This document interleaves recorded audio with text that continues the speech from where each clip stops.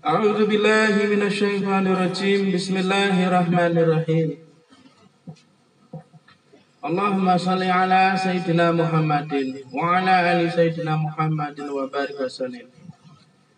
Tujuan keberadaan kita di dunia ini adalah untuk mengabdi. Jalan menuju surga hanya bisa digapai melalui pengabdian yang merupakan realitas dalam hidupmu.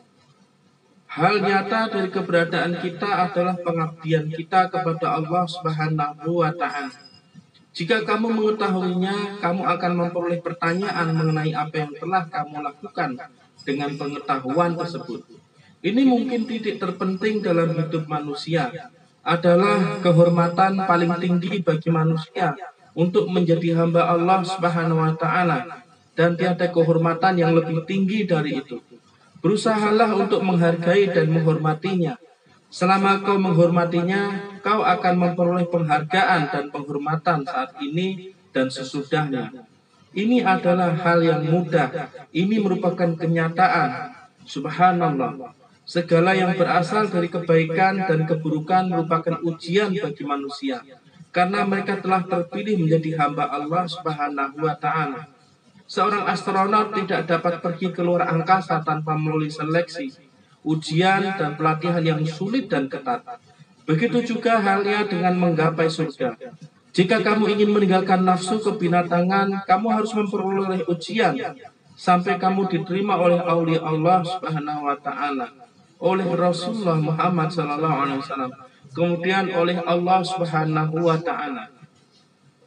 Dan setelah itu baru Allah Subhanahu wa Ta'ala menghendakimu sebagai hambanya. Lihat ke dalam dirimu sendiri. Tinggalkan nafsu kebinatanganmu dan gapailah surga Allah Subhanahu wa Ta'ala. Allah Subhanahu wa Ta'ala telah mengingatkan hamba-hambanya. Dengarkan aku dan Rasul terakhirku, Sayyidina Muhammad sallallahu alaihi wasallam, yang aku utus untuk menyempurnakan dirimu dan menjadikanmu setia kepada diriku. Apakah kamu menyadarinya? Segala hal diciptakan untuk tujuan tertentu. Keledai diciptakan untuk memikul beban barangmu. Anjing diciptakan untuk menjagamu. Domba diciptakan agar kamu dapat memperoleh makanan dan minuman darinya. Untuk apakah kita semua diciptakan? Untuk mengabdi kepadanya, kepada Allah Subhanahu wa Ta'ala, dan tiada lagi selain itu.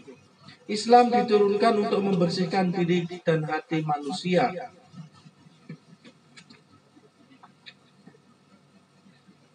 Jika kamu diminta Allah Subhanahu wa Ta'ala untuk menjadi hamba yang bersih, kamu harus mengucapkan pada Allah Subhanahu wa Ta'ala, aku adalah hambamu ya Allah. Namun Allah Subhanahu wa Ta'ala tidak menganggap kita sebagai hambanya semata. Allah Subhanahu wa Ta'ala mengatakan, aku hormati dan hargai kamu untuk mengabdi kepadaku dan menjadi umatku.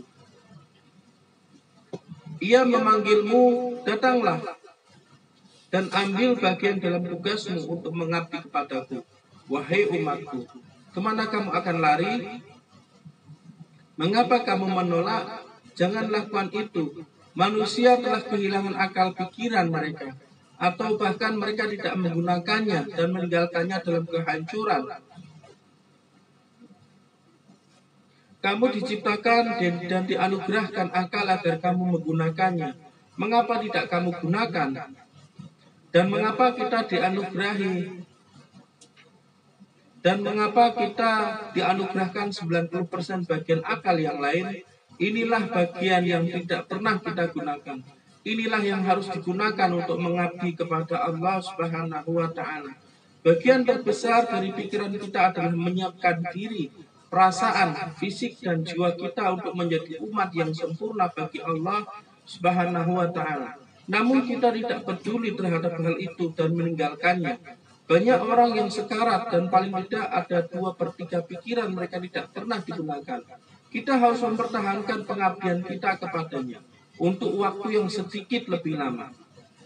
Minta Allah Subhanahu wa Ta'ala untuk memberimu kekuatan agar kamu dapat mengabdi kepadanya dibanding kepada dunia.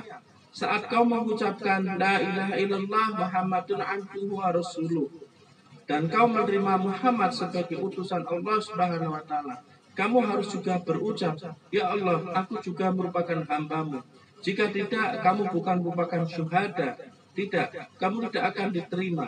Adalah hal yang bijak dalam mengatakan kalimat ini. Untuk mengatakan, saya juga adalah abdimu. Ego kita berkembang layaknya binatang dan tidak menerima bahwa kita mengabdi kepadanya. Ambil yang seperlunya dalam kehidupan ini dan tinggalkan yang lainnya dalam mengabdi kepada Allah Subhanahu wa taala. Wa minallah taufiq bihormatil Habib Muhammad sallallahu alaihi wasallam. Al-Fatihah.